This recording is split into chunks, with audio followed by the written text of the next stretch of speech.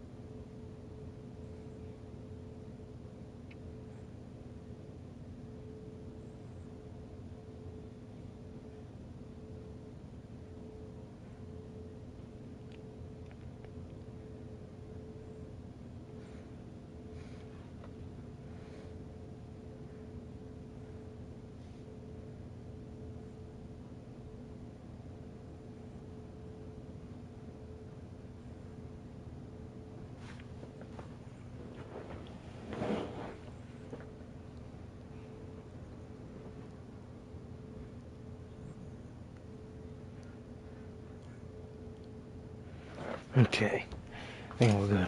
My bad. They deleted my draft on Instagram. Some bullshit. I hate that shit. I don't know what happened. I don't know why it happened. I don't know who did it. I don't know why they did it. It's an attack, bro. But they did it. That's how it is. Alright. Okay. Fuck. What is going on, guys? We're back with yet again another edition of the Notorious podcast, live here on YouTube. And this is episode 44 of the Newsman. So welcome to episode part 2 of episode 44. And yeah, man, the week went by really fast because I feel like just yesterday we were doing unscripted, but it is what it is. I don't know. It's just a weird time in the world for some reason. I don't know. Everything just feels weird. But anyway, yeah, man. So episode 44 of the podcast, like I said, if this is your first time watching, you guys do not know how this show works, man. We got the news specifically on Fridays, and for this particular episode and next episode, we will be having predictions on NXT TakeOver Vengeance Day. And we will also be having next week the Elimination Chamber predictions and also NXT TakeOver results. So yeah, man. But you will hear our predictions on that card at the later half of the show when we get through the news. And yeah, man. So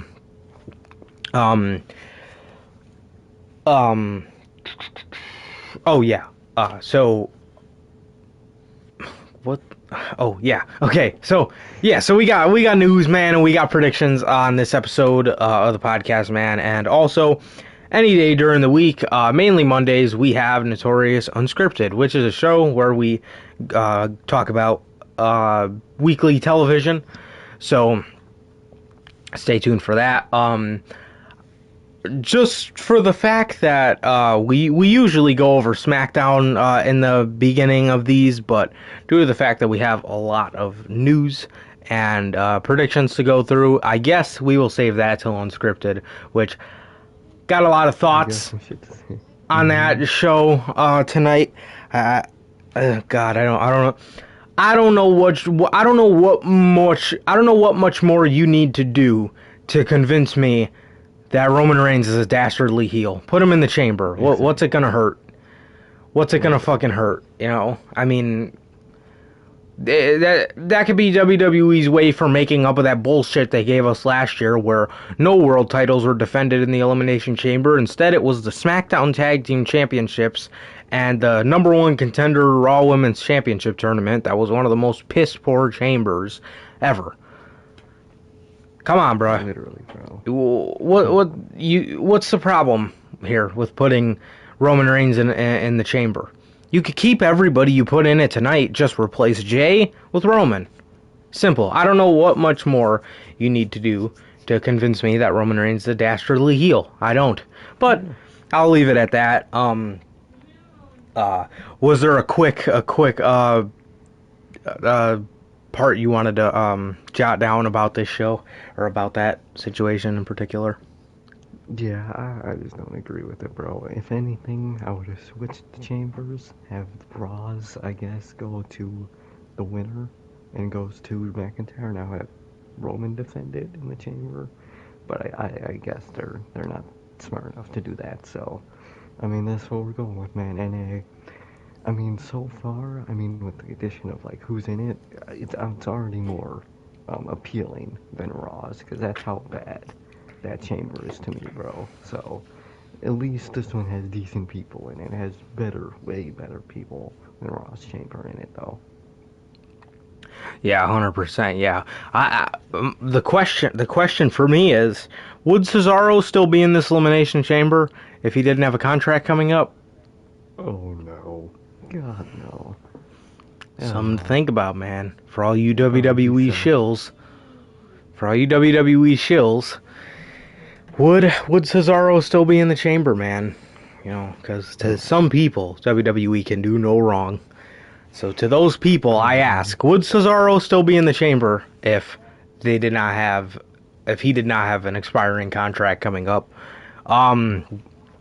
Yeah, bro. I mean, you know, to me, this seems like he's pulling an Edge. Edge challenged John Cena. Roman doesn't have the Money in the Bank, but it's along those lines. Edge. This is what I mean with them pulling storylines out of their ass and trying to make the most amount of sense over something that just doesn't really make sense. You know, Roman Reigns sounded so disingenuous when he was talking about Edge to Adam Pearce. Yeah. But anyway, Edge obviously challenged John Cena, being the ultimate opportunist right after John Cena defended his championship in an Elimination Chamber. And now here, Roman Reigns is gonna do the same thing and be the ultimate opportunist on most likely a beaten up Kevin Owens. I'd be really shocked if they actually gave it to Cesaro. But most likely a beaten up Kevin Owens. So I was thinking about this too. If they give that to Daniel Bryan and then have him immediately lose to Roman afterwards, that was their fuck you to that storyline, being that that's one of the most interesting things that they've never tapped into. Is a lot of people feel that Daniel Bryan was sidelined so Roman could be the guy. Yeah. And that's a really good story that they've never tapped into, and I really thought this was going to be the year, but apparently the fuck not. So yeah, this is Roman taking a dig at Edge, I think, and I definitely think we're still gonna be getting that match, and I think they're gonna use that as a bit of story. And Edge is gonna be the dumb baby face to complain, well, you took the easy way out, and beat up a wounded man, and then Roman's gonna say, oh, well, you did the same thing to John Cena when you cashed in the Money in the Bank. Yikes. God. Anyway, alright, man. Oh, yeah. Also, if this is your first time watching, you guys do not know who we are here at the podcast, man. I am one half of your host, Johnny Mayhem, and as for the other half, we got my man, Sir K. How's it going, man? It's going good, man. It's going good, bro. Just chilling out, doing normal shit, and watch SmackDown tonight. Fucking gave me a headache afterwards. But overall, man, today was good, man. It was good. How about you, bro? How have you been? Yeah, man. It's a normal Friday for me. Hung out with the lady. Watched SmackDown. So, yeah, it was just a regular Friday. So, yeah, man. But nonetheless, yeah, that was my Friday. But nonetheless, man, on to the news. First off, want to talk about. I guess we can talk about this. Okay, so, he was actually just in a huge topic of discussion, on Unscripted the other week because of his horrible, wedding segment. So, yeah. So the guy is Kip Sabian. If you guys haven't noticed already, man. So obviously, like I said, he had the horrible wedding segment on AEW Dynamite at Beach Break, and that was 2 weeks ago already. Fuck. Yeah. So he had the segment. He had the segment on there. And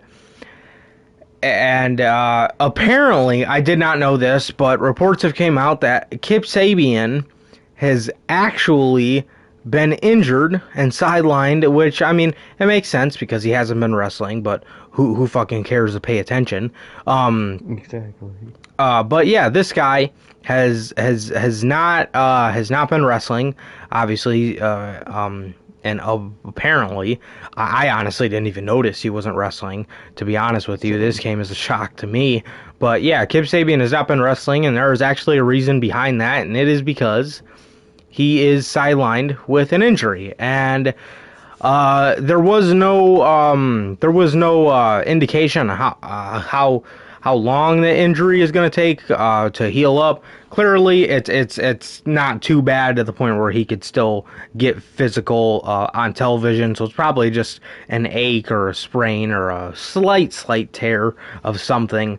But yeah, man. I mean, best of wishes to him. Hope he could get back healthy. But yeah, man. Nonetheless, I just figured that'd be some interesting news to bring to you guys because it came to a shock to me. So yeah, man. Yeah, Kip Sabian is injured, and he has been injured since September. And yeah, man. So what do you think about this? Yeah, bro, that sucks, man. Even though I'm not a fan in the slightest of Kip Sabian, man, I don't wish that on nobody, man. That shit sucks, man. Um, I mean, at least we won't have to deal with with this whole storyline anytime soon, man. So I guess, well, we'll probably have to see it because that's how they've been doing it. But we won't get a match, so at least that's good, man. But I mean, it sucks for him, but it's not like he was doing shit anyway, bro. That wedding segment sucked, and whatever's gonna come after this, it's gonna suck, bro. So even though it sucks for him, I don't wish it on anyone. It's not a big loss to the show in the slightest. If anything, it's kind of a positive to the show itself, man. But yeah, bro. I mean, not mouth to say, but I just hope he gets better. You know what I mean? Yeah, I get you. Yeah, man, but yeah, so Kip Sabian injured. Also, moving on here.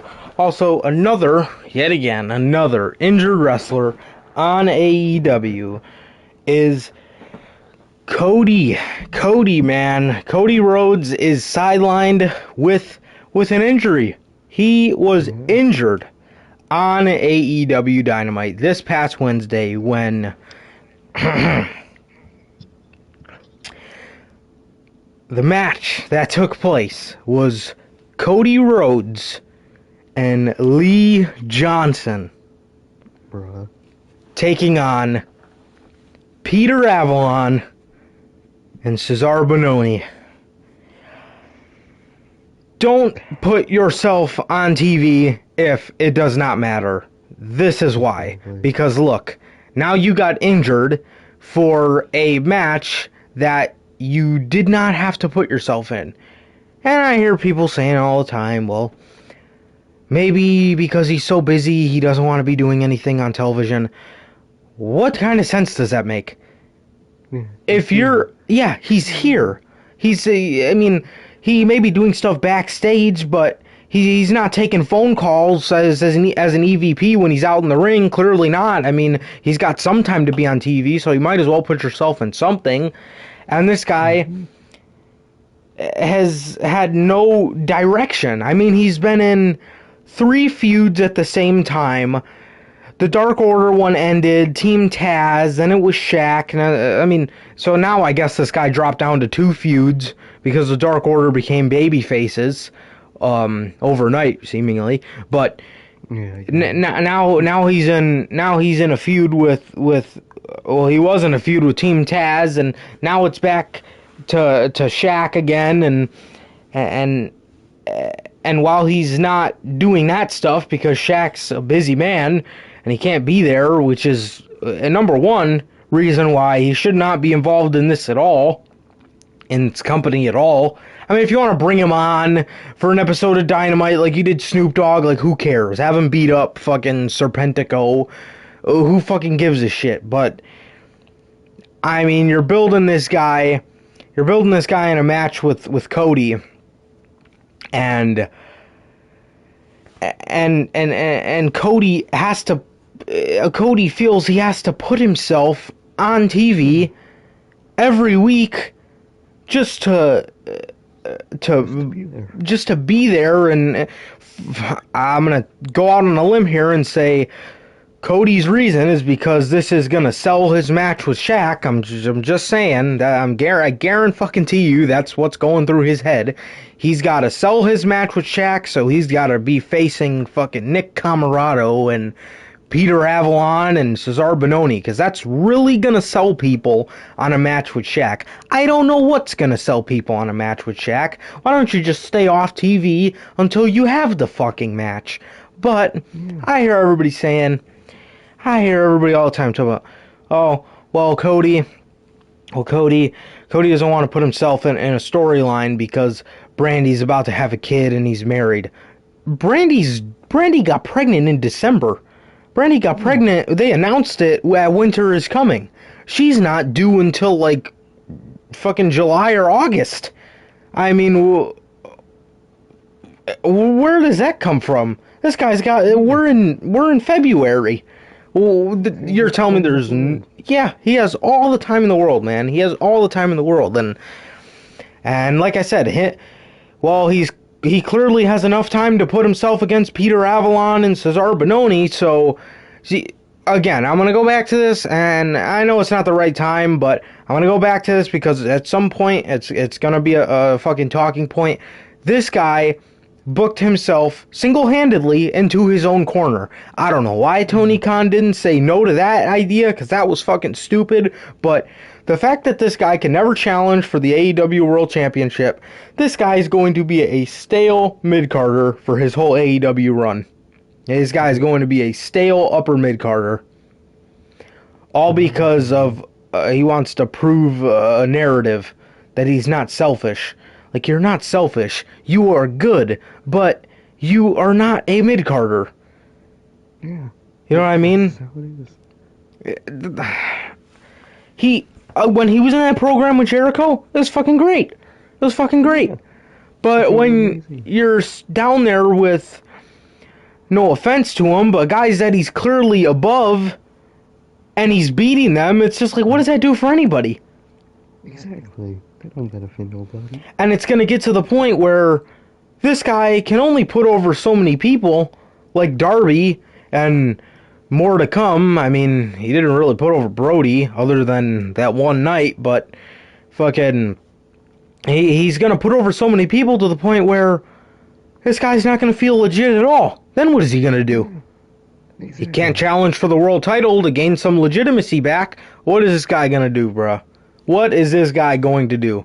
He is going to be a stale upper mid-carder for his whole AEW career with that dumb-ass stipulation.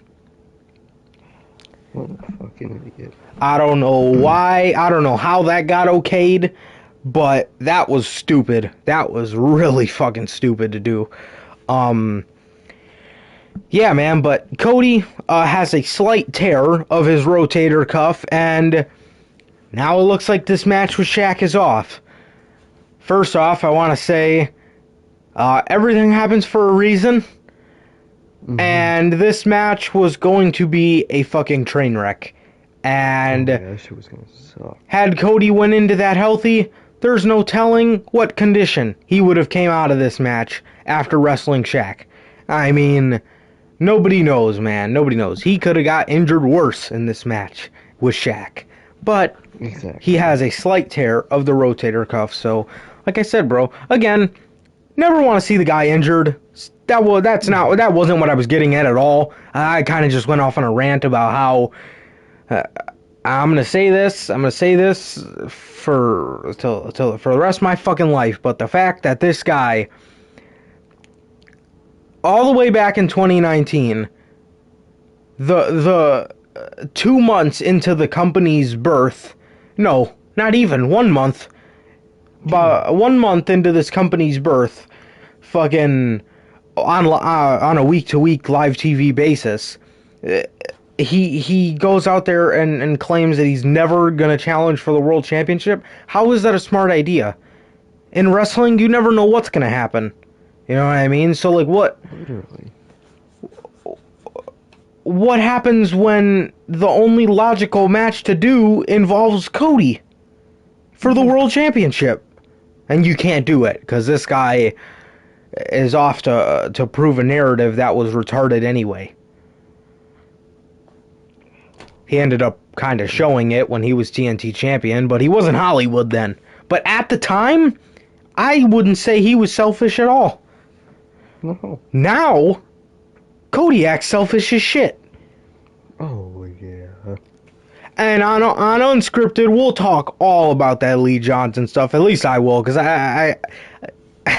it's just something about that just rubbed me the wrong way, man. So, but anyway, yeah, man. So, I mean, best of luck to him. Wish him a healthy recovery, man. And let's just not with Shaq.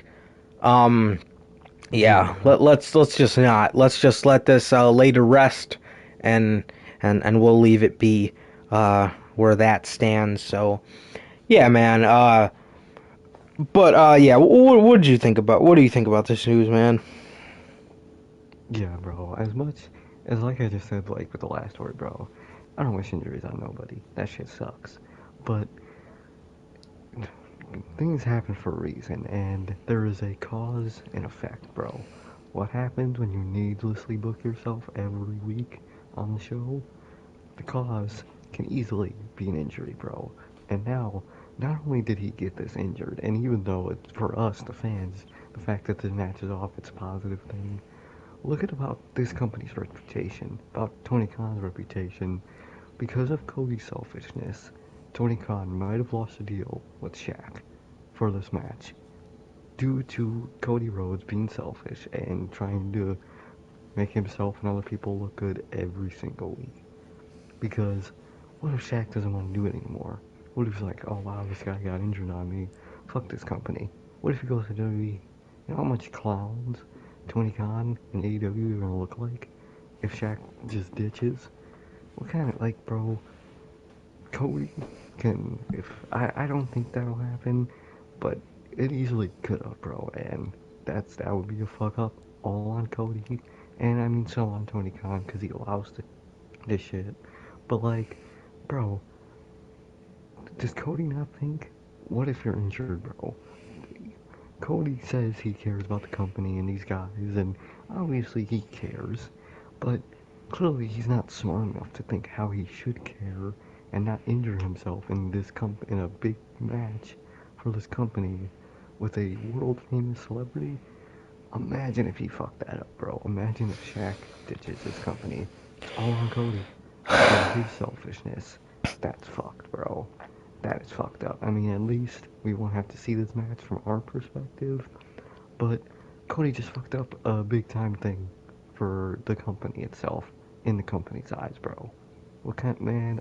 If I was Tony Khan, I'd be reprimanding this motherfucker so hard after all these actions. I would be laying it into him, bro, because bro, you can't be doing that, bro. And the more this shit goes on, the more in his head he's gonna get. This is if Tony Khan don't stop Cody Rhodes soon, this motherfucker's brain is gonna run wild, and that scares me, bro. Because if this is how his brain is normally, I'm scared to see if he puts himself on no limits. Oh God, spare me, man. But yeah, bro. Like at least, of course, the injury itself sucks. But not only did Cody do it to himself by booking him in a match every week, but he did a negative thing to the company, possibly, and definitely, since the match isn't on for anytime soon, he fucked something up that was bigger than him because he only saw himself. And fucking Peter Avalon and Lee Johnson. Like, bro, most likely, these two aren't gonna be shit, bro.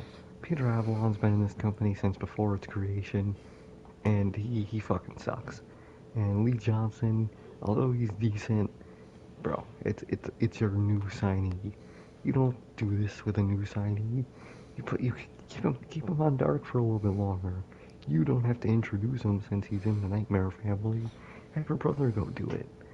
Look, like it's literally just selfishness from Cody Rhodes, and I am tired to see it, man. As much as it sucks for him to be injured, I hope this is a lesson to him to calm the fuck down, look at the bigger picture, and stop being so egotistical. But yeah, bro, that's my thoughts on that match. Yeah. So apparently, Cody is oh God, I don't know. I don't know that this story can get any worse, but I think I just found another layer to it that makes it just a little bit worse. Cody Rhodes is drawing up a huge AEW angle from a legendary feud. Okay, so Oh God. And I know what this stems from, so allow me to refresh everybody's memory. Lee Johnson, okay, real quick, since who fucking cares? Lee Johnson was signed to AEW. They announced it right after he uh, beat Peter Avalon, and he is 1-29. I'm telling you, we're gonna talk all about this on Unscripted. Okay, but okay, so he thanked everybody except for QT Marshall, right? QT Marshall gave him a dirty look. Oh no. So there is a legendary feud between Bruno Sammartino and Larry Zbyszko of teacher versus student. And apparently Cody Rhodes is drawing up a huge AEW angle to be the teacher versus student angle between QT Marshall and Lee Johnson. Oh my god. Bro, QT Marshall sucks. He is garbage, dog shit, bad. Oh Bro. my God. Well, Bro, I don't know. Sir K just said, I hope this is a lesson for Cody, and as soon as you get done saying that, I read this. This motherfucker doesn't learn. Yeah, cause okay, all I'm gonna say is this. So what you're telling me is Lee Johnson is gonna be a much bigger star for beating QT Marshall. Okay.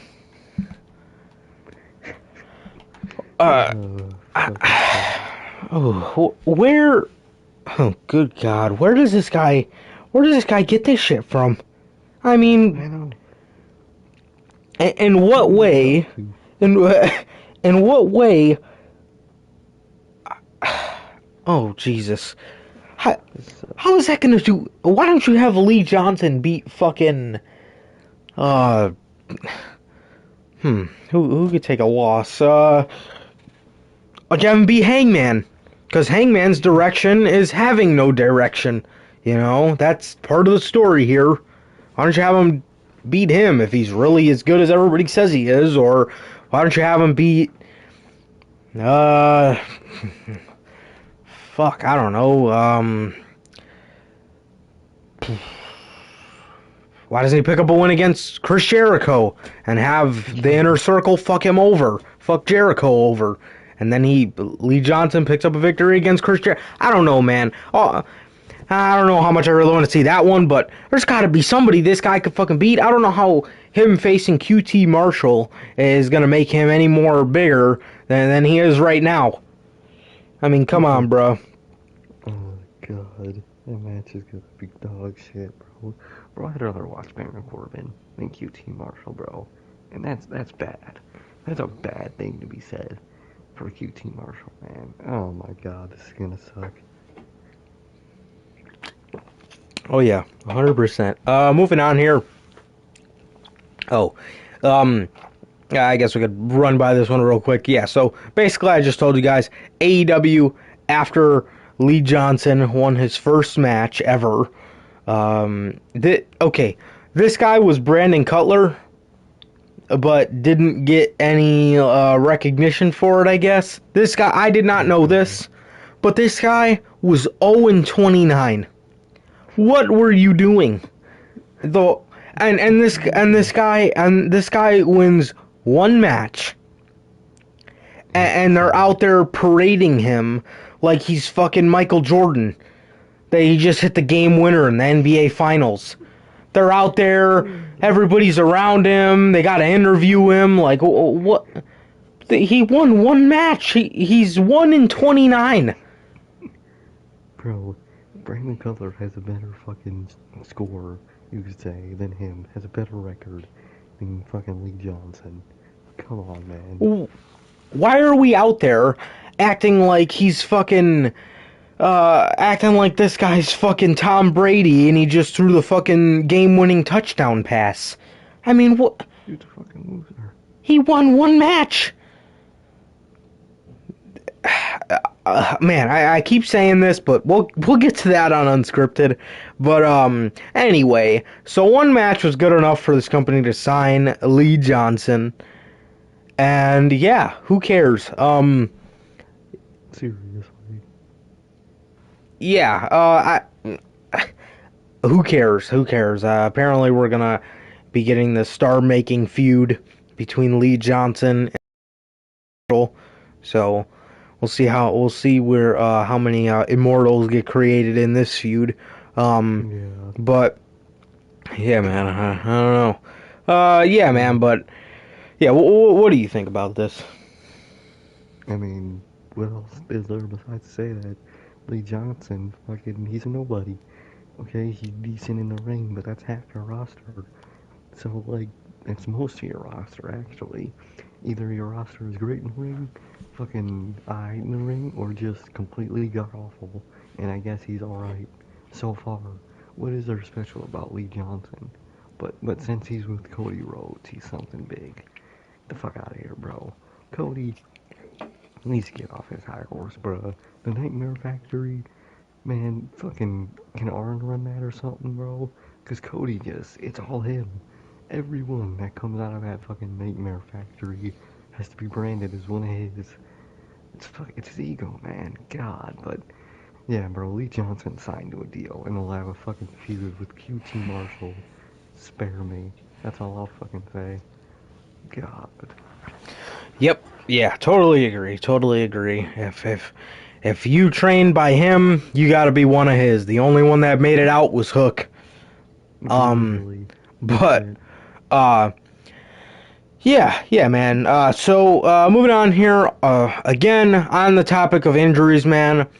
Braun Strowman. Braun Strowman came back on the go home show of the Royal Rumble. Why they did not save him just to be number 30 as a surprise, I have no fucking clue. But nonetheless, he was at the Rumble, did not win. We have not seen him since.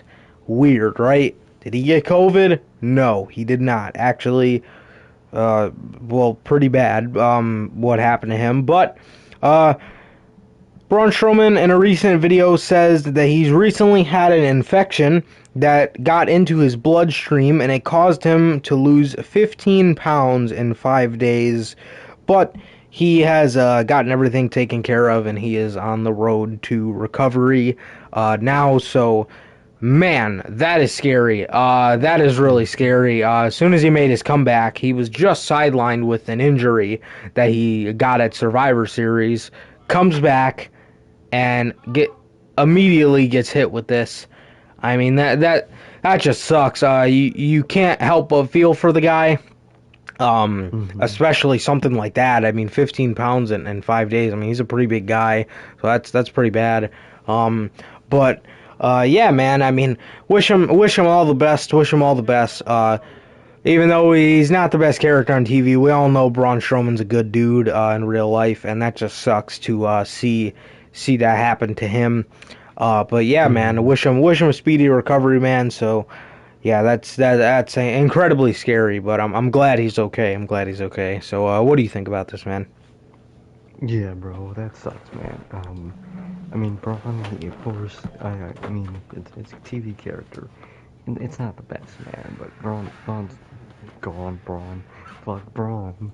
He's a great person, man. He's a great person, bro. So, and this really sucks, bro. That's scary, man.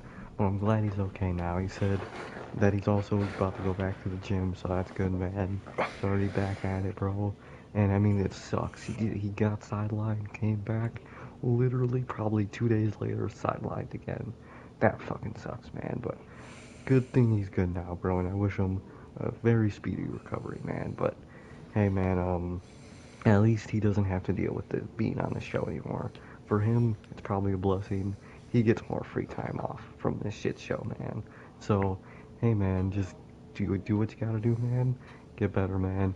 But wish him a speedy recovery, man. That was really scary when I saw that tweet, man. But I'm glad to see that he's good now. Yeah, man, for sure. Uh, Next up,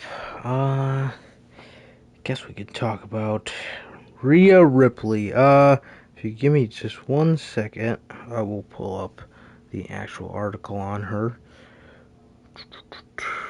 It's not a good one, man. It's not a good one. Yeah. So God damn. pretty much while I look for this, what happened is, so we all know how a new policy has been put in place for in regards to NXT being called up to the main roster, and Triple H put this policy in place because of the fact that even he knows clearly um, Mm-hmm. uh, that most of these people that get called up do not have any fucking plan whatsoever, and and oh, okay, here it is. Okay, yeah. So most of these people that get called up do not have any plan whatsoever. So he put this policy in place to uh, give them plans, or make sure they have plans, so they don't end up like Ricochet and Aleister Black, who were teaming in a tag team match because Vince McMahon probably didn't even know that they weren't a tag team. You know for a fact he didn't even fucking know that. Uh, and these guys were literally just wrestling in random ass tag team matches for like 3 or 4 months, their first 3 or 4 months on the main roster. And yeah, so nonetheless, so Triple H put that in place for moments like that. And WWE has brought Damian Priest up. This is the bad thing with this whole policy, is now this allows WWE to pull the most random shit out of their ass to make up for a television storyline, and that is exactly what we're seeing with Damian Priest and Bad Bunny, being that they're such homies, which, when Damian Priest was describing it on Raw Talk, he basically just said that they became friends because they both debuted on the same night at the Rumble. So, yeah, I guess that makes them friends. I don't know what fucking sense that makes. But Swear. anyway, yeah, man. So, however, somebody else who also debuted in the Royal Rumble has zero plans, apparently. I gave you a fucking plan for her last week on this show, but Rhea Ripley. Rhea Ripley, man. They do not have any plans for Rhea Ripley, and that is what was reported, man. Rhea Ripley has not made her main roster debut yet because WWE Creative just has nothing for her. How about we don't do Asuka versus Charlotte at Mania? God forbid we do Charlotte versus Lacey Evans. How about we do Rhea Ripley versus Asuka while we have Sasha versus Bianca Belair? Bro, how long did that take me to come up with that? Like 2 seconds. 2 seconds. Or, I wouldn't even mind doing this again. I mean, you got one more fucking chance to do right by her, but you could even do Rhea versus Charlotte and have Rhea fucking avenge her death that she suffered last year. Personally, the more appealing match sounds like Rhea versus Asuka, but we all know WWE has to have Charlotte in there. So if you really wanted to use Charlotte that fucking badly, you could always avenge Rhea's loss from last year. WWE, though, is most likely going to take the dumbass way out here and just debut her the night after WrestleMania. Just taking the easy way out. And they will, from then on, do nothing with her on probably SmackDown. So I don't see her going to Raw. If it wasn't the night after the Royal Rumble, I just don't really see her going to Raw. I also wouldn't be shocked if Bianca challenges the Raw Women's Champion, because I also, again, would not be shocked if WWE somehow found a way to put the Raw Women's Championship on Charlotte before WrestleMania, because Charlotte wants this match, even though she had it in NXT. She just buried Bianca.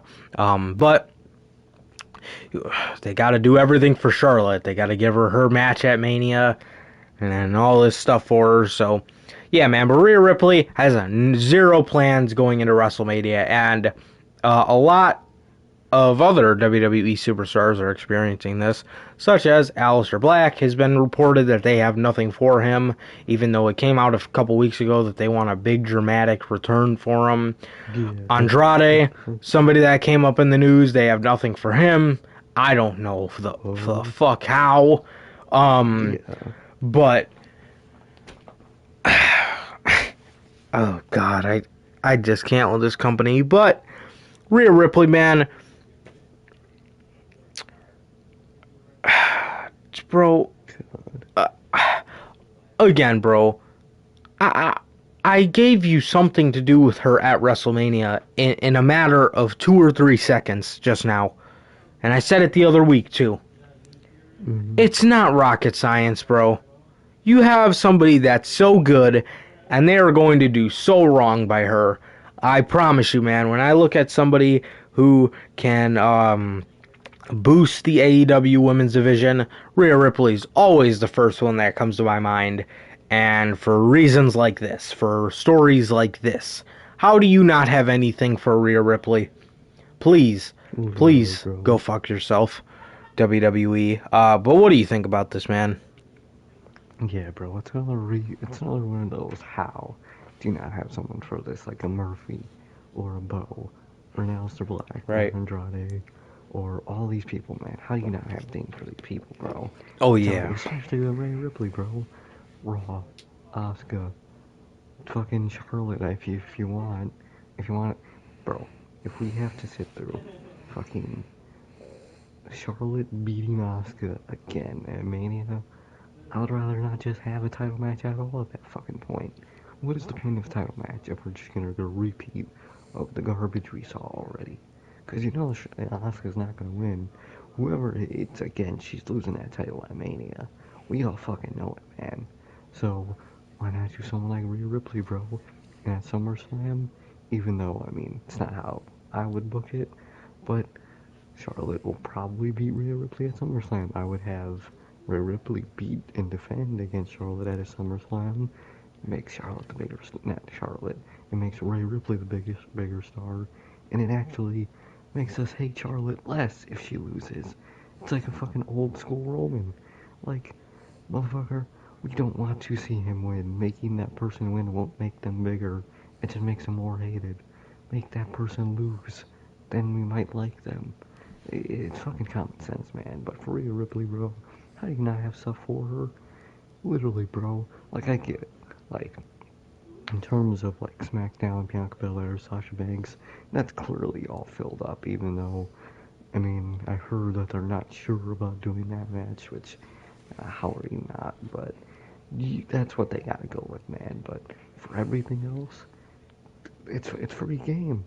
Fucking, you could have Asuka face Rhea Ripley. You could have Rhea Ripley get in a tag team, maybe like the Riot Squad or some shit. Have them go for the tag team titles, bro. I could literally think of so much shit for Rhea Ripley to do, man. Apparently, it seems like they're making a fucking side match in Mania between Bryan and you know who, I guess now. But okay, you want to do another side match? Rhea Ripley and Charlotte. Rhea Ripley win. Face Brian and Cesaro. Seth. That's what they're most likely planning. Oh, right. Yeah, because they did that. Bro. Yeah. But like, bro, what? How do you not have something for Rhea Ripley, bro? I could think of 20 things off the top of my head better than half these writers and mainly Vince McMahon could ever do that, man. So, I mean, they don't have anything with Rhea Ripley. I mean, you say how, but at the same time, they don't have anything for Andrade, Bo Dallas, all those people, man. So, I guess it's just plain stupidity from these clowns, man. But I'm just waiting to see what shit they make up to get her on the main roster, man. I wonder what celebrity's gonna be her homie. That's the real question, but that's my thoughts on that shit, man. How? Just how? Yeah, man, and also you kind of just touched on it there with Seth. How exactly is it how exactly is it that you have a side match between Seth and Bryan?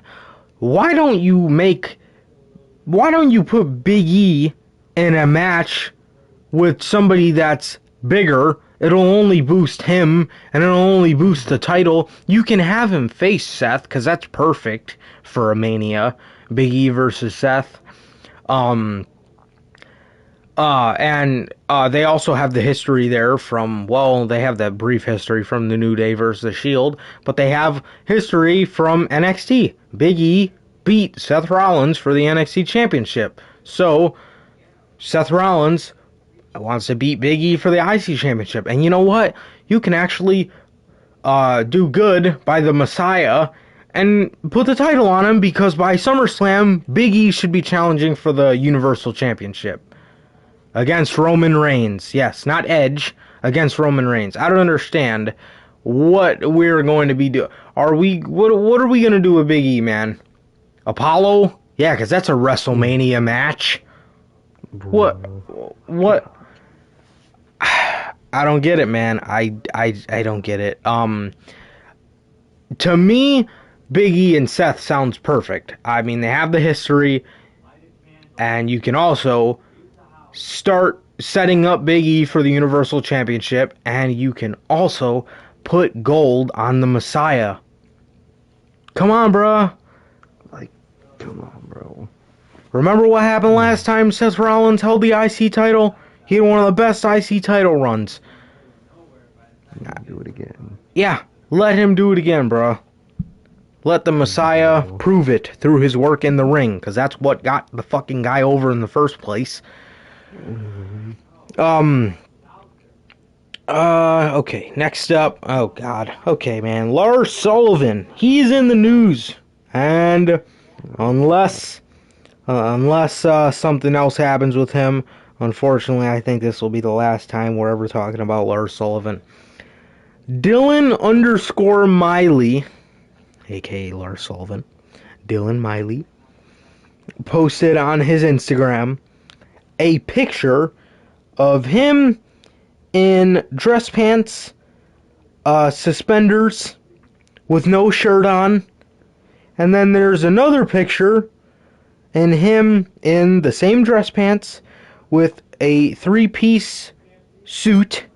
Well, 2-piece, not the blazer. He had the vest, the tie, and the button-up shirt, and a trench coat with a scarf, and one of those, like, lower top hats, and a fucking monocle. Like Mr. Penguin. And the other picture looks like he's a male stripper, which, actually, it's not so far-fetched. But Mr. Penguin, that one's really far-fetched. But anyway, so Lars Sullivan recently posted that image on his Instagram with the caption, "The brilliant behemoth Lawrence Sullivan." The image features Sullivan wearing a suit and monocle, which is likely a scrap WWE character he was pitched during his time in WWE. Who the fuck came up with that? And you know what? You know what, man?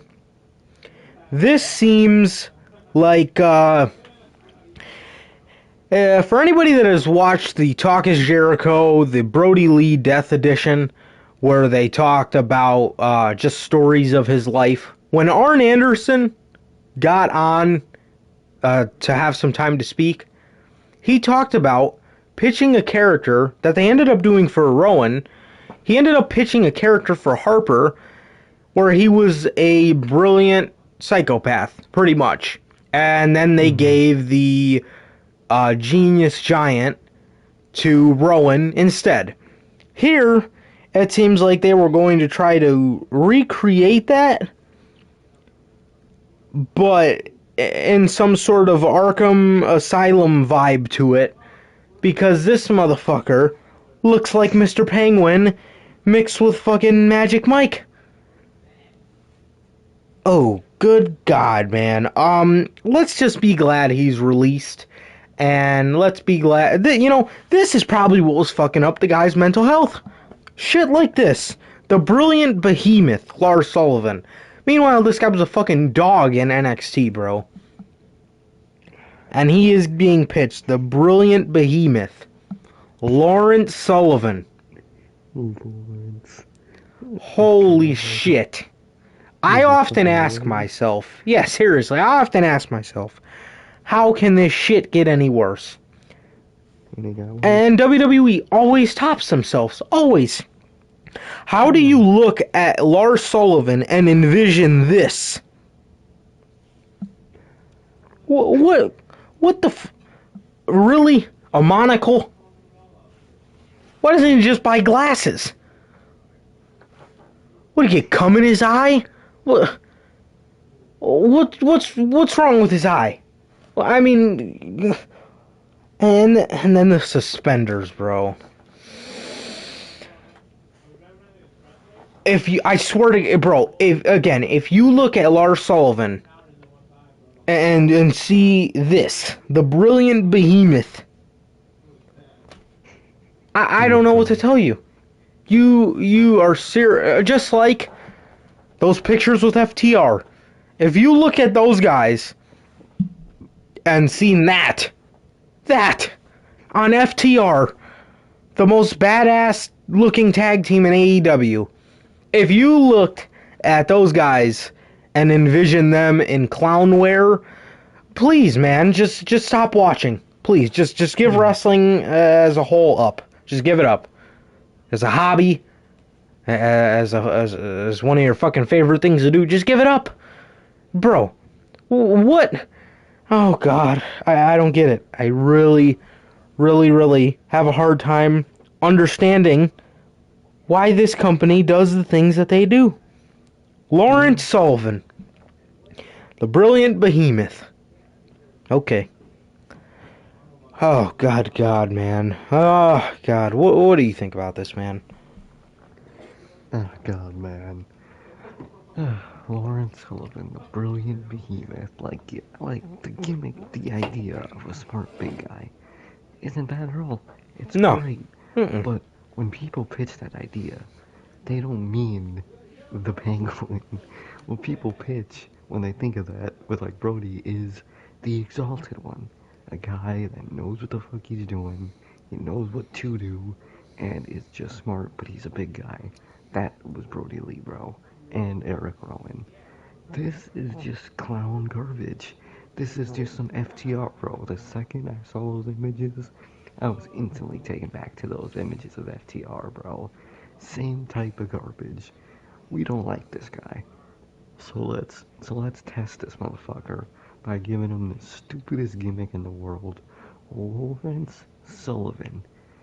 He motherfucker looks like fucking he's from 1889 Britain with a fucking coat and top hat and monocle Yeah, the and guy looks like shit, and Jack he's the got fucking Ripper. The fuck? seriously, he's got fucking suspenders and just shirtless suspenders. What the fuck is he, a lumberjack? What are you doing, bro?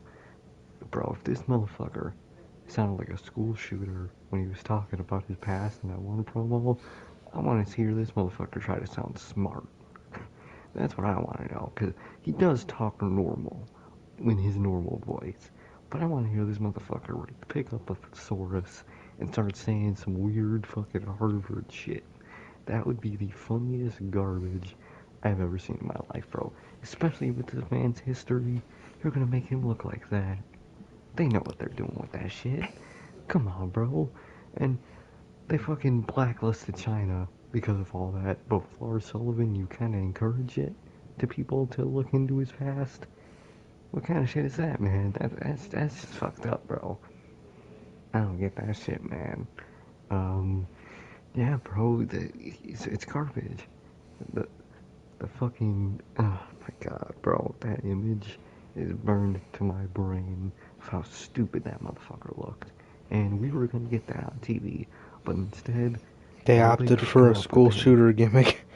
Exactly, that's all they could come up with besides that is a school shooter gimmick. Like, what other ideas do they come up with? A fucking an arsonist? What do they come up with, man? What do they come up with, man? A fucking brûler? This isn't the fucking 80s, man. We don't want this shit. Like, oh man, this show fucking sucks, bro. And the creative sucks. Whoever came up with that should be fucking ashamed of themselves. Whoever wrote that, whoever came up with that idea, whoever edited those pictures for Lars Sullivan has to go in the mirror and look at himself every single day and see what a fucking idiot that person is. And I hope that idiot is Vince McMahon. God, man. Because that just screams Vince McMahon. If Vince McMahon thinks that driving backwards on the expressway for John Moxley is cool, who knows what else that motherfucker is thinking in his goddamn head. But yeah, bro, this shit sucks. It's fucking blessing in disguise that this motherfucker got released, and who knows what else they were gonna come up with. Cause goddamn, that sucks, man.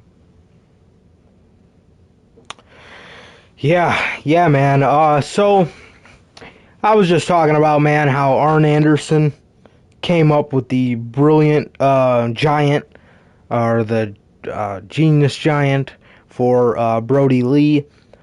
And due to recent reports, Arn Anderson also came out and said during a recent episode of the Arn podcast, Arn Anderson revealed there were pitches for Bo Dallas to join the Wyatt family, which would see him as the happy babyface of the group. However, Arn's plan was obviously scrapped.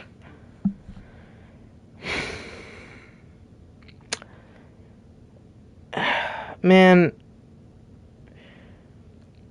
what, bro? What? You know what? Just for that, what else has Arn pitched that was just through the roof, like a fucking great idea? And like, how is this guy? He's got to be older than Vince, right? And this guy is clearly smart. And meanwhile, Vince McMahon comes up with the brilliant behemoth. I mean, clearly it's something with Vince's brain, because Arn Anderson's got to be older than Vince. And he's coming up with all this brilliant shit. I mean, what's wrong with this guy's brain? Yeah. Bro, Bo Dallas in the Wyatt family. Hey, you and WWE, the time has not ran out yet. You could put him in the funhouse if you have a brain, bro. But anyway, putting Bo Dallas in the Wyatt family for years has been one of the biggest no-brainers. Yet the only faction you want to involve him in is the fucking social outcast. Instead of giving the guy an opportunity to make your company more money and put him in the Wyatt family as a lovable fucking psychopath. How does that not sound cool? How does that not sound appealing? A lovable, happy psychopath. How does that not sound fucking appealing to anybody? Except for Arn and probably Bray. I mean, oh yeah, I forgot the Miz Taraj too. Yeah, because those elevated his fucking careers to new heights. The social jobbers. The Miz Taraj. The B-Team. What else was the guy in?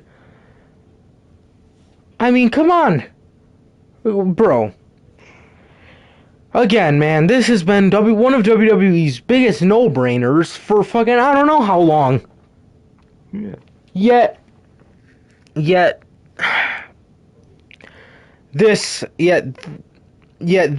is what you have for him, which is nothing, which is showing up to the fucking arena every week and be giving a nice big plate of food to sit in catering for 2 hours to last you. Yeah, and like I said, the time's still ticking. Put him in the funhouse. But when Arn pitched, it shouldn't have even took Arn to pitch that. That wasn't a no-brainer. How was that not a no-brainer? What else are you gonna do with him? What are you paying him for? To sit on his ass? To fly him out to the arena every week? To have him show up? To do what?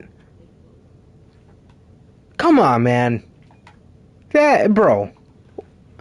What are you doing with him anyway? And besides, you know, I think it was last week we talked about on this show. It was last week or 2 weeks ago how Bo and Murphy have nothing to do on or they're showing up every week and creative has nothing for them. What was the fucking number one thing I had for Bo Dallas? You have no tag team division on Raw. After The Fiend gets done with Randy Orton, night after WrestleMania. I mean, it wouldn't really make too much sense to bring him back now, but you could debut him at Mania with Bray if you want, or you could do the night after, and then you could have those two be a tag team while The Fiend, or while Bray Wyatt has nothing else to do. It's that simple. Again, what are you paying this guy for? To like I said, to have a fucking plate of food that's gonna last you 2 hours through SmackDown? Come on, man. Come on. Again, it should not have took Arn to pitch that for that to even be brought to anybody's attention. That is one of the biggest no-brainers this company has. What do you think, man? Yeah, bro. How do you not automatically think of that, bro? Me and you have been saying put him in the Funhouse ever since the Funhouse was fucking created. And they were gonna put him in the actual Wyatt family, and they scrapped that? That would have been perfect, bro. What else, bro? So they're telling me they'd rather have this motherfucker not only in the social outcast, but the B team, rather than with his brother Bray Wyatt, creating some great shit. What kind of shit is that, bro? And and they're the same ones that complain that they have nothing to do with for him and with him. It's literally staring you in the face, bro. Put him with Wyatt. Whether it's fucking Funhouse Bray, whether it's fucking Wyatt family, just put him with Wyatt. Obvious, bro. But no, now he's there every week, literally being there just to be there, bro. When you could be putting some great shit on with this guy, bro. I don't get their mentality, man. And like you said, what else have they rejected from Arn Anderson, bro? Who knows what this motherfucker spit out to them for fucking all these people? He probably told them that fucking Cesaro should be the WWE champion. Who knows what they said to that, you know what I mean? Who knows? Well, if Arn Anderson is smart enough to pitch that to them and they reject it, he is a giant loss to them, man, because what kind of shit is that, bro? How do you reject that and then go and say, oh, we have nothing for this guy? You literally were given the cake, but you don't know that you want to eat the cake. You just gotta be ignorant and stupid at that point, man. Vince McMahon looks in the mirror every night and thinks he's a smart man. That is a sad existence, bro, because how do you reject shit like that?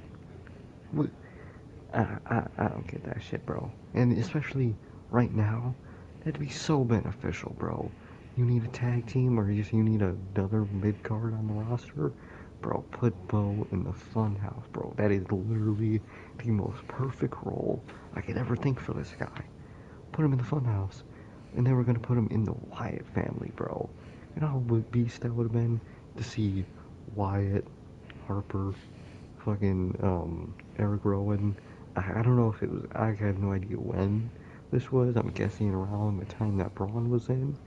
Braun and Bo Dallas. Bro, that faction would be so beast and unstoppable, bro. Man.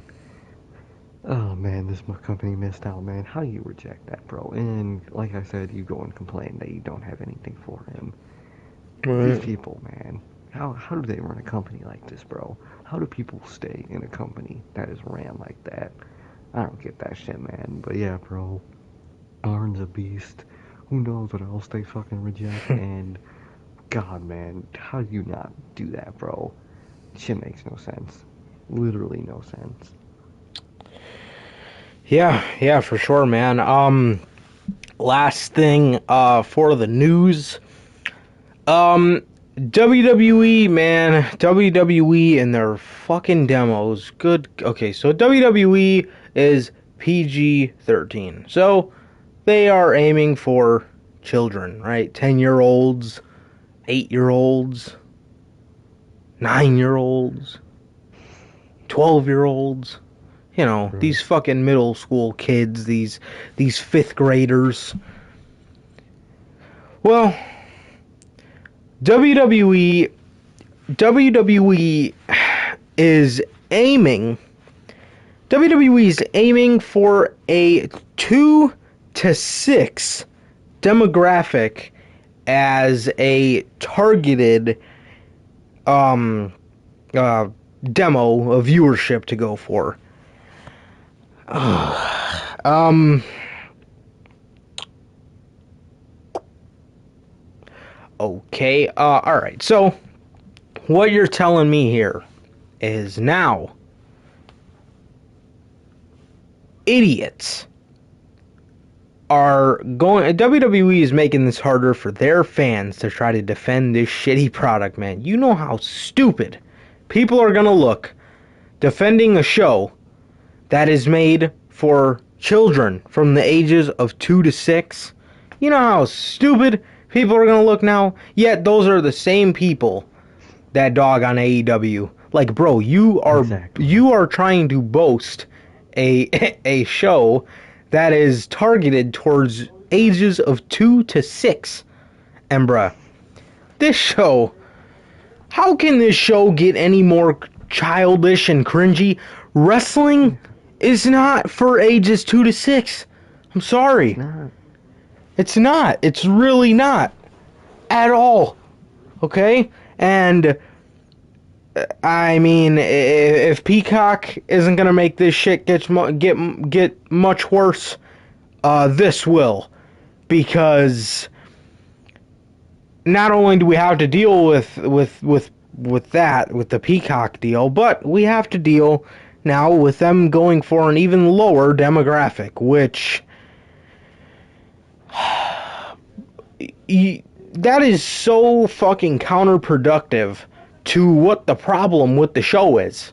People want to see more edginess. USA, the fucking the people that air the show, the TV providers, or the people that they have a TV deal with, want edgier product.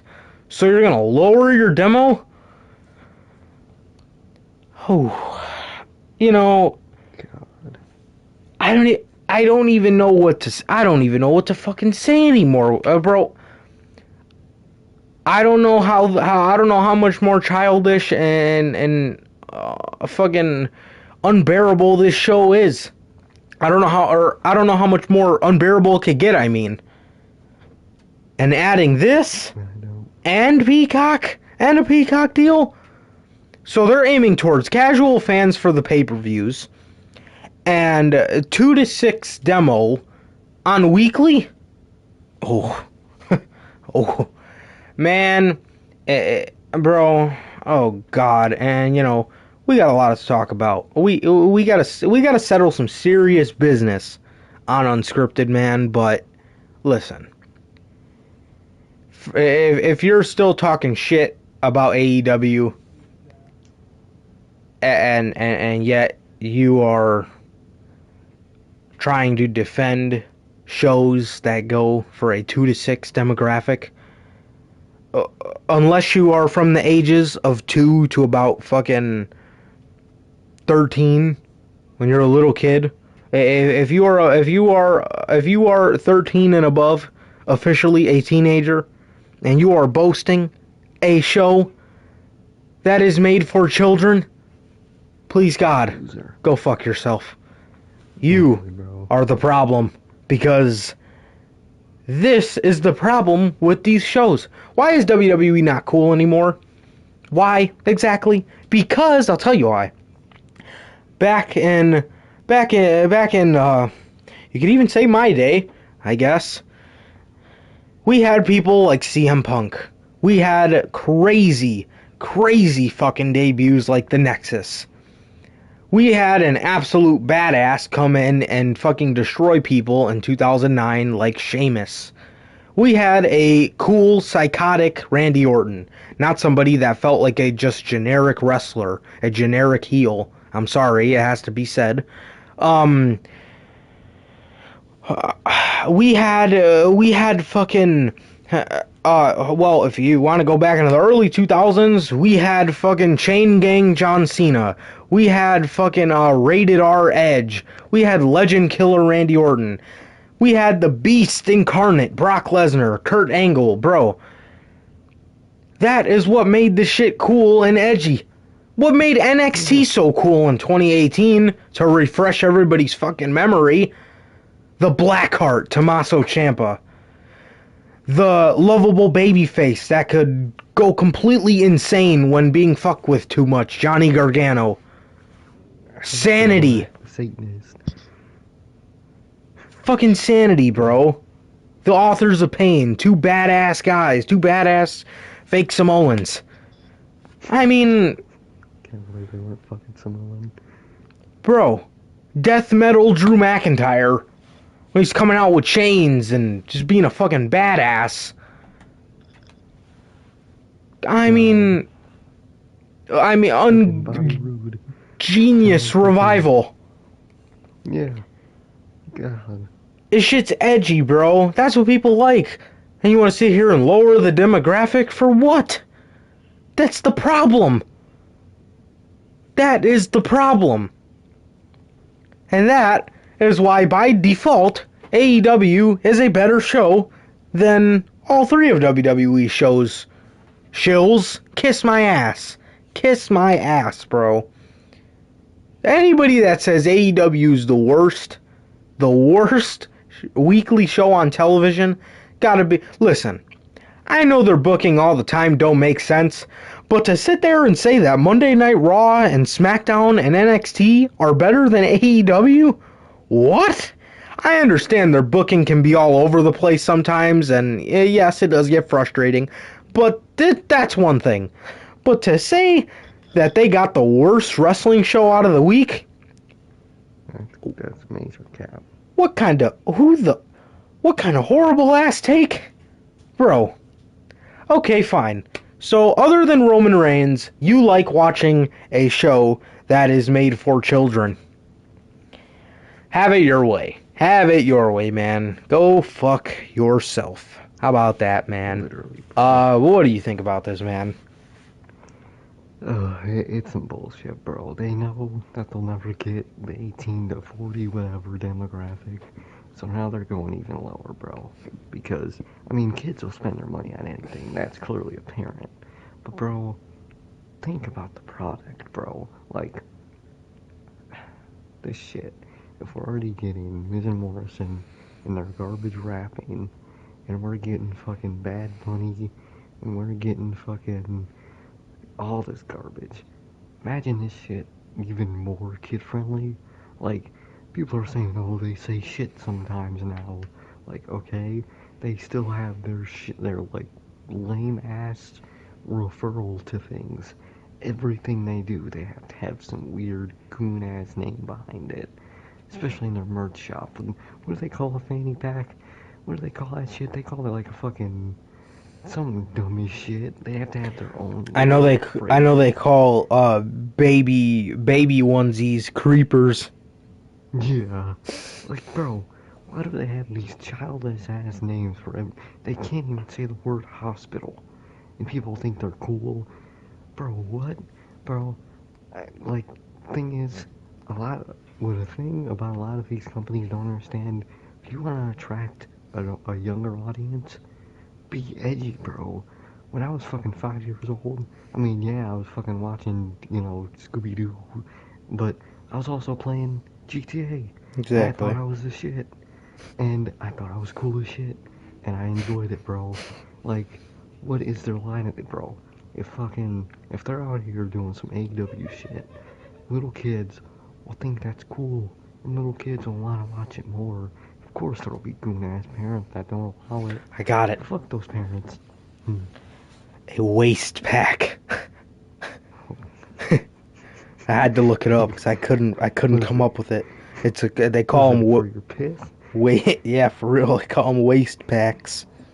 Fucking waist pack. Fucking waste of a pack of money. What kind of shit, man? Like, just shit like that, bro. Bro, if a fucking middle schooler says they watch wrestling and they show Miz and Morrison to someone, they are gonna get jumped. And deservedly so, bro. But if a middle schooler said they like wrestling and showed some fucking Kenny Omega Bullet Club shit, they'll be fucking cool. Of course, they'll be fucking reprimanded for trying to wear a Bullet Club shirt to fucking school. But they think that would make them think they're cooler, bro. Like, bro, their logic is so ass backwards, bro. You want to attract a younger audience? Be edgy. The only reason that super kid friendly shit is popular with kids is because of parents. Because they want their kid to watch fucking Mickey Mouse Clubhouse and be a good little kid. No kid wants to watch that shit most of the time. Kids want to go play fucking GTA Online. Fucking, you'll have fucking 9-year-olds saying the worst shit to you.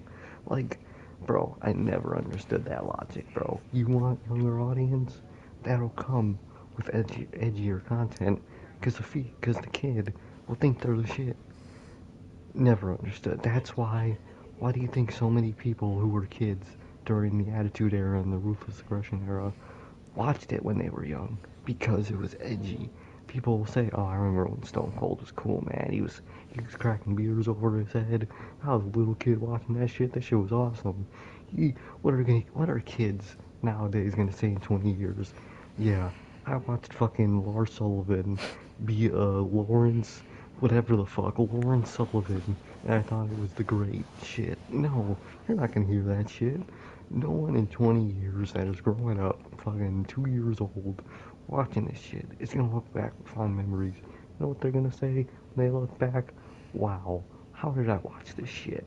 That is what they're gonna say. But kids like you or like people that grew up with the Attitude Era look back and say, "Yeah, this shit was awesome. Jeff Hardy was fucking the Hardy Yep. Bros were awesome. Mm-hmm. Fucking Stone Cold was awesome. Undertaker was cool." You don't hear kids saying shit about that now. People, when kids grow up, they're gonna look at Roman Reigns and be like, "Yeah, I mean, I guess, yeah, Roman Reigns isn't the best example, but fucking, who's someone they portray as cool? That's not cool. Um, fuck. They do it to half the fucking roster at this point. But Keith like, Lee, Matt yeah, Riddle. look, Matt Riddle, perfect. People are gonna look back and say, "Wow, this guy was a fucking clown. How was I entertained by this?" Their logic makes no sense. But let's say a kid, 2 to 3, 2 to 4, 2 to 6, whatever the fuck, watching AEW, they're gonna look back. They're gonna have fun laughs looking at a fucking Orange Cassidy, looking at a Chris Jericho, and say, "Wow, I was a young kid watching this shit. That shit's great." Like, people aren't gonna have the same reaction looking back in the current WWE product, bro. It's just sad, bro. And I don't get their logic. Now they want to make it even worse. I don't know how that's possible. So yeah, bro. That's my fucking thoughts on that, bro. They run this company so ass backwards. I don't get it. Oh yeah, man. Yeah, 100%. Um. Yeah, man. So that is pretty much the news for this episode, you guys. So on to the NXT Takeover Vengeance Day, which, by the way, that that uh that name, man. That name's pretty trash, man. I don't like that name whatsoever. I don't know why they didn't just go with, like you said, St. Valentine's Day Massacre. And if you can't use that, why don't you just do Takeover Vengeance, or why don't you do Takeover Judgment Day? Yeah, Vengeance Day. I God. mean, yeah, that was slow on their part. I don't know. I guess that's just me.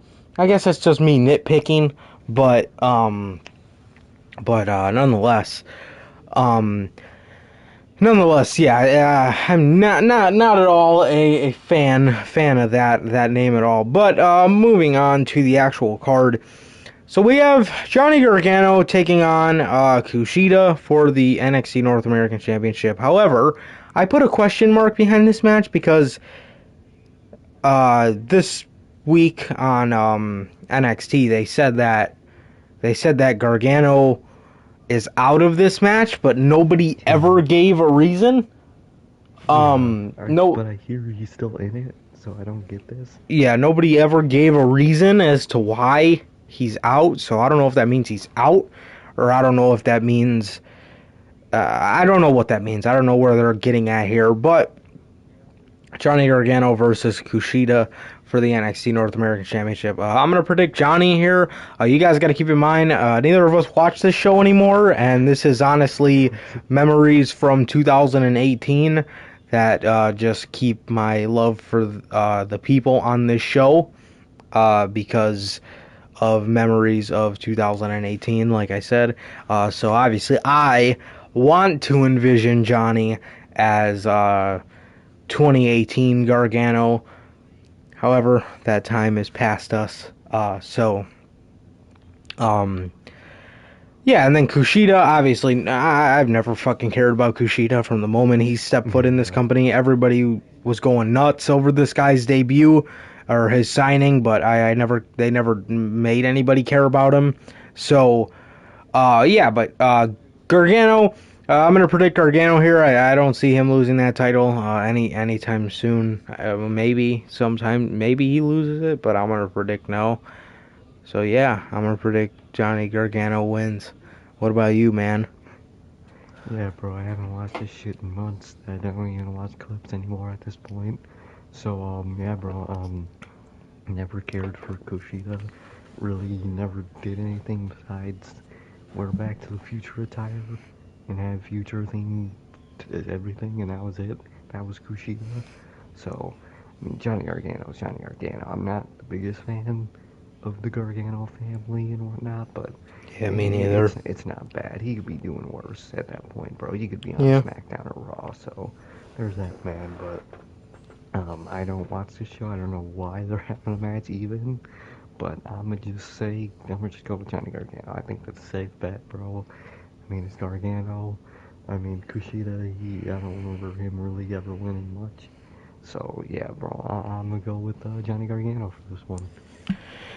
Yeah, for sure, man. And next up here, um, who, mm, who the fuck are the NXT Tag Team Champions again?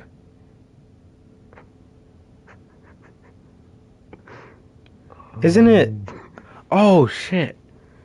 who the Isn't it fuck? 1-2? I think yeah. Oh yeah, it is. Are they still tag team champs though? I remember they beat Imperium. I think they're still tag team champs. God damn, those guys have been literally fucking. They're more irrelevant than they were when they were the fucking big jobber tag team on NXT. I know. God. Here, let me do a quick WWE.com search because Heck, I man. think they're still If the champions. yeah, I think, but I'm not sure. Cause I remember the last Superstars. takeover, they didn't defend them on that takeover. Or no, it was Imperium that The didn't Dirty defend on that Dogs one have take. renders. God, fuck my life. Yes, it is Oni Lorcan and Danny Burch. Uh, Huh? Who God cares? damn, bro. Um. Uh. Okay, so. Um. Okay, so the next match, they're not on this card, by the way. The next match is a triple threat match for the NXT Women's Championship, where NXT Women's Champ Io Shirai will be taking on Mercedes Martinez, the Retribution Reject.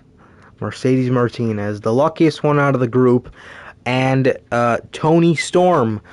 Uh, I didn't know that Mercedes Martinez was that big of a deal on this show. Then again, I don't watch it, so bear with me. Yeah. I knew Toni Storm turned heel against someone, and I think it was Ember Moon. And I have not heard about Io Shirai since War Games, so Yeah. I'm gonna predict Io though. Maybe they get it off her here without having her lose it. And they have Tony maybe pin Mercedes Martinez, but I'm gonna go ahead and say Io Shirai here. I think they will save her loss for a big singles match between her and somebody else. So I don't know, man. I'm gonna predict Io here. So yeah, who do you think, man? Yeah, man, I don't care This is a about great NXT prediction, man. anymore. So I'm gonna do a shot in the dark, say fuck it. And I'm gonna go with Tony Storm, bro. I feel like in this year, in this half of the year, they want EO on the main roster. Or I could totally see them wanting Tony on the main roster within the half of this year. So there's also that, but I feel like Ego is weirdly the bigger star to them, which is, you wouldn't think because that's how they do it. But I think they see Ego as a bigger star than Tony Storm so far. So I'm gonna say fuck it. I'm gonna go with Tony Storm, bro. I'm gonna say Tony Storm wins this thing because at this point, besides Tony Storm, who the fuck's gonna face EO? I don't even know who she's faced lately, but who the fuck is she gonna face at this point, man? God, man, but fuck it. I'm gonna go with Tony Storm pinning Mercedes Martinez, the fucking only smart one that was ever in Retribution. I'm gonna go with Tony Storm. Fuck it. There you go, man. Next up, the finals of the Women's Dusty Classic Tag Cup. Um, Ember Moon and Shotzi Blackheart are facing Dakota Kai and Raquel Gonzalez. I think Dakota Kai and Raquel Gonzalez are going to win here. I know that they really like Raquel Gonzalez. I really like Dakota Kai. Raquel's pretty good too. I've seen that she has come into her own, way better than when she first started out. Oh God.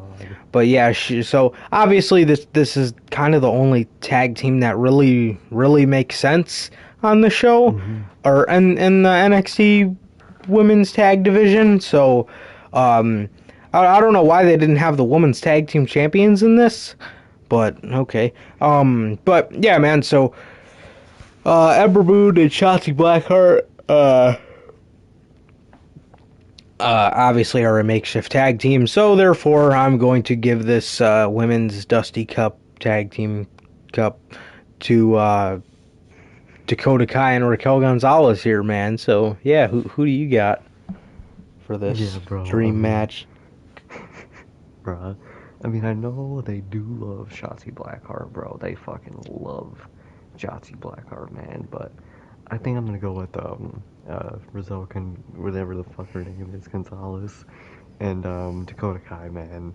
I think they're gonna win it. I think they're gonna go on those two poor saps to face Shayna Baszler and Nia Jax, and to them, Gonzalez and Nia Jax is gonna be a big money matchup because they're both bigger women in terms of the overall size. So to them, that's gonna be a big match, dream match to fucking Vince McMahon.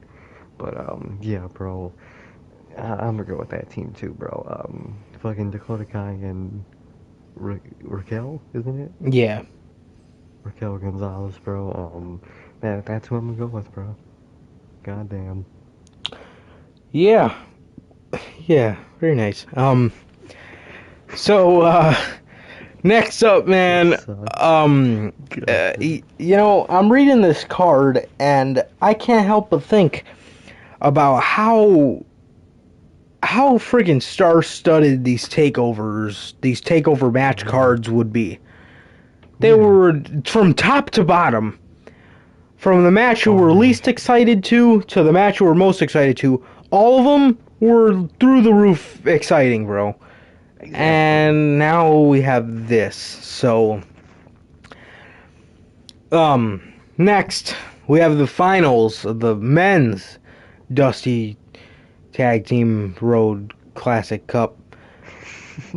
We have, oh god, not Josh Alexander. What's his fucking name? James Drake. Oh, goddamn. And Zach Gibson. The grizzled young veterans. Taking on, what the fuck? Nash Carter and Keith Lee. Oh, God. Wait, no. Keith Lee. No. What's his name? Trevor Lee? What the fuck is it? No. It's, Wesley. Wesley! Of the marijuana smoking kids. MSK. It's a lot of fines, man. They probably blew their whole fucking paychecks already. But, but, yeah. MSK versus the Grizzled Young Veterans. I think they're going to give this one to, I was going to say Keith Lee again. I think they're going to give it to the Rascals, MSK. Yeah, that's my. Uh, I think they're going to give it to them because they're the new team, and they're not going to have them lose. What do you think, man? Yeah, bro, I'm gonna have to go with the marijuana smoking kids, too, man. They're just a new fresh tag team. They love them. They've been hyping up their moveset and shit. So I think they're definitely gonna win this match and go on to obviously beat 1-2 at either the next takeover or whenever Dynamite has a big week. They'll win on that week too. So that's how the show runs now. But yeah, bro. Fuck. Yeah, I'm gonna go with wait, what is it? Marijuana smoke. Oh yeah, MSK. I have to go with the fucking Rascals or MSK. God damn. Yep, MSK, man. Vince Carter and Keith Lee. There you go. Bro. Next up, main event, big money match, right? Maybe in 2018. Well, this is a pretty big match. Too bad the show sucks. This would have been fantastic over there on NXT UK. Oh yeah. Or even if they show it a fucking crowd. It'd be a great match. But, however, we are in the, what are they called? The Capital Wrestling Center. God, man, my knowledge of NXT is fucking through the roof. I know more about Impact than I know about fucking NXT nowadays. That's fucking sad on their part at this point, man. God. NXT champion Finn Balor will be defending his championship against the Bruiserweight Pete Dunne. I think Finn Balor is going to win. I think he's inevitably going to face Karrion Kross. I may sound like a complete dumbass. The show might be going in a completely different direction. Not that I would know.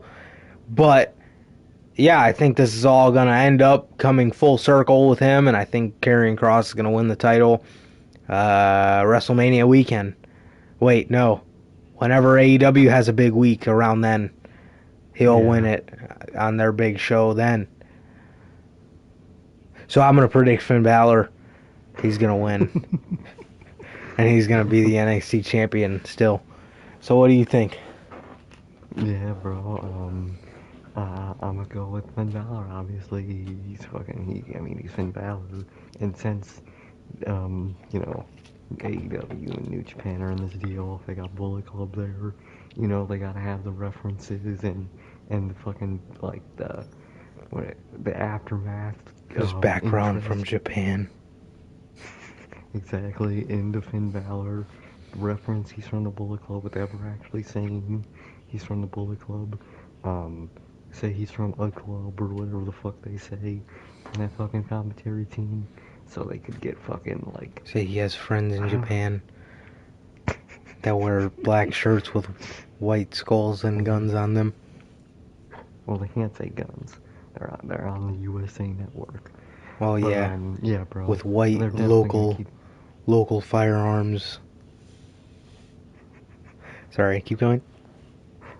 Yeah, bro, it's definitely gonna be Finn Balor, bro. Bullet Club's back on the rise, so they're gonna keep this motherfucker as champion just to be relevant at the same time as fucking AEW and New Japan, man. So obviously, win's going to Finn Balor, bro. Yeah. So I am through the roof excited for NXT TakeOver Vengeance Day. This Sunday, on Valentine's Day. I've been thinking about our reactions for a takeover 2 years ago to it now. That's sad. Yeah, we would have been just coming off, let's see, 2018. Wait, no, oh goddamn, we ain't in 2020. Oh my god, no, it's 3 years. 3 years. Oh, what the fuck? 3 years ago. Why would I? Okay. Yeah, we would have just been coming off the greatest match in WWE history, bruh. At TakeOver Philly with Gargano and Almas. And here we are talking about TakeOver Vengeance Day. And as you can tell, we both are through the roof excited for this show. Definitely Yeah, not gonna watch it at all. my knowledge of what goes on a week-to-week basis is not there. So I'll be the first one to admit my take is dog shit. Go listen to someone that watches this sorry show. I don't know who does, but the Vince McMahon isms have been placed all over this show. One of the cool things about NXT, no commercials, it was 1 hour long, not as many takeover shows, not as they would actually have fucking announced when the takeovers were going to be in the beginning of the year, and they were fantastic shows. They had a bunch of heavily anticipated matchups on them, and here we are talking about MSK versus Grizzled Young Veterans. Okay,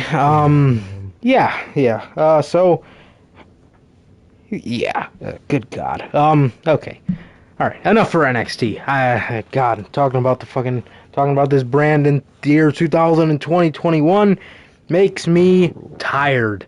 So, without further ado, that is going to be it for this edition of the Notorious Heels podcast, ladies and gentlemen. Once again, if you guys do not know how this show works, every Friday, we're on here with the news and predictions. As you can tell, one of the most energized, hyped predictions we just gave here for you guys, man. And yeah, man, so NXT is happening this Sunday. So, definitely gonna watch it. Oh, yeah. Be super engaged. Yeah, same, man. So, man. You know what's sad about NXT, bro? I'm lonely on Valentine's Day and I'm still not gonna watch this fucking show. That's how bad NXT is at this fucking point. I'll be sitting here doing nothing, still not watching this show. That's how bad the NXT has become. Jeez, and there you have it. So, yeah, man, I mean, the show has lost everything, bro. No Full Sail crowd, no Morrow. Nobody ever feels the same than they did 3 years ago. And yeah, it's a sad fact, but it is a truthful fact. So, yeah, man. So, So anyway, if you guys do not know how the show works, we got predictions, and we have, news, and next week we will have more predictions and also results for this godforsaken show. And any other day of the week we have Notorious Unscripted. Usually falls on a Monday, but once again, it has been a pleasure for my Johnny Mayhem. And I, Sir K. And that is going to do it for episode 44 of the Notorious Heels podcast. Ladies and gentlemen, please like, comment, subscribe, and we'll see you guys next week with Notorious Unscripted. Peace.